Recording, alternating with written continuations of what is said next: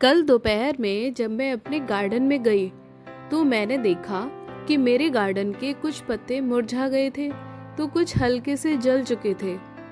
धूप इतनी तेज थी जैसे वो मानो सब कुछ सुखा देना चाहती हो। और तभी मेरी नज़र एक छोटी सी चिड़िया पर पड़ी।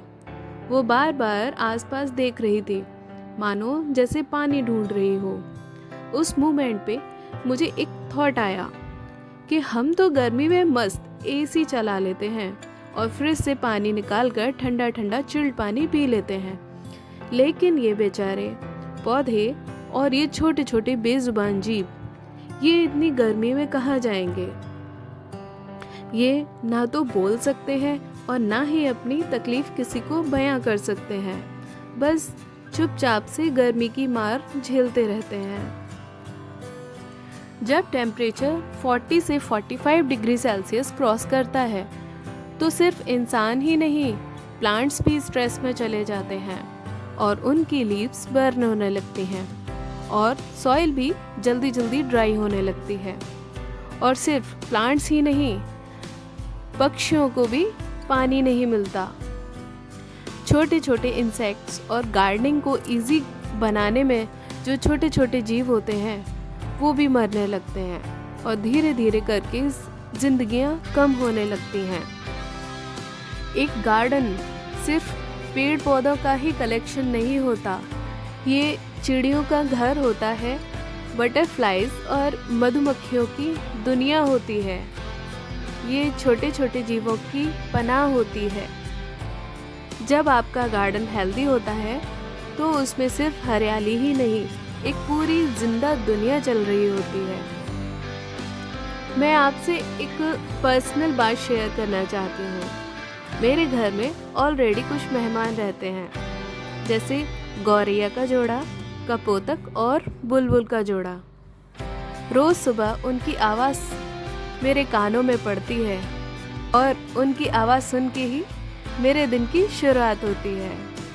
कभी कभी वो पौधों के बीच बैठती हैं, कभी पत्तों के बीच छिप जाते हैं और सच कहूँ तो ये सिर्फ बर्ड्स ही नहीं, ये तो मेरे गार्डन की जान है। लेकिन जब गर्मी बढ़ती है ना तो मैं उन्हें बेचैन देखती हूँ, तो मुझे उन्हें बेचैन देखते हुए बहुत ही बुरा लगता है। वो बेचारे इधर उधर देखते हैं जैसे पानी ढूंढ रहे हो, तब मैं तुरंत मिट्टी के बर्तन में पानी भर के रख देती हूँ और जब वो आके उसमें पानी पीते हैं या पानी में खेलते हैं तो उस मोमेंट का जो सुकून होता है वो सच में वर्ड्स में एक्सप्लेन नहीं किया जा सकता। आप एक बार एक मिट्टी के बर्तन में पानी रख के देखिए, फिर देखिए क्या मज़ा आता है। बर्ड्स उसमें आएंगी, नहाएंगी, पानी से खेलेंगी, बहुत ही दिल को सुकून देने वाली चीज़ होती है।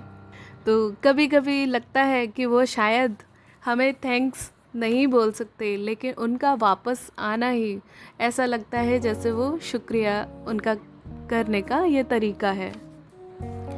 प्लांट्स सिर्फ डेकोरेशन के लिए ही नहीं होते, ये आपको ऑक्सीजन देते हैं, ये घर के टेम्परेचर को नेचुरली कम कर देते हैं, हमारे दिमाग से स्ट्रेस को ख़त्म करके तुरंत ही मन को पॉजिटिविटी से भर देते हैं। ये प्यारे प्यारे बर्ड्स और इंसेक्ट्स को भी शेल्टर देते हैं। एक हेल्दी प्लांट एक पूरा इकोसिस्टम सपोर्ट करता है। गार्डनिंग करना सिर्फ एक हॉबी नहीं होता, ये एक बहुत बड़ी रेस्पॉन्सिबिलिटी है। जब आप एक पौधा अपने घर लेकर आते हो तो आप सिर्फ उस प्लांट को ही नहीं, उस पर आने वाली चिड़ियों की, उसके आसपास रहने वाले जीवों की और नेचर की जिम्मेदारी अपने हाथ में लेते हो। और हीट वेव के टाइम पे तो ये जिम्मेदारी और भी बढ़ जाती है। लेकिन अच्छी बात तो ये है कि हम उन्हें बचा सकते हैं, बस थोड़ी सी प्लानिंग और केयर करने से।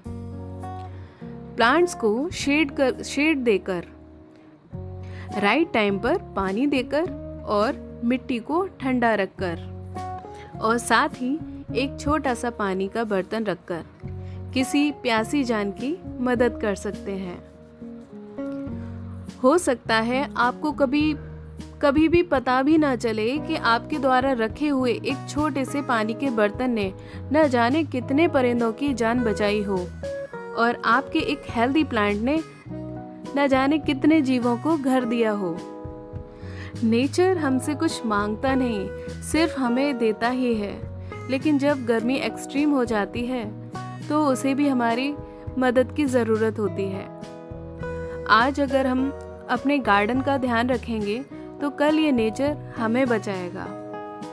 इस बार हीट वेव आने से पहले सिर्फ अपने लिए नहीं, अपने प्लांट्स के लिए, अपने बर्ड्स के लिए और इस छोटी सी जिंदगी के लिए भी तैयारी करें। अगर आप भी नेचर से प्यार करते हैं तो अपने जैसे ही किसी नेचर लवर के साथ इस वीडियो को शेयर ज़रूर करें। हम मिलकर एक छोटा सा हरियाली परिवार बनाएंगे। और हरियाली वाइब्स पे डॉक्टर को सब्सक्राइब भी ज़रूर करें। मिलते हैं नेक्स्ट वीडियो में, तब तक के लिए जुड़े रहें।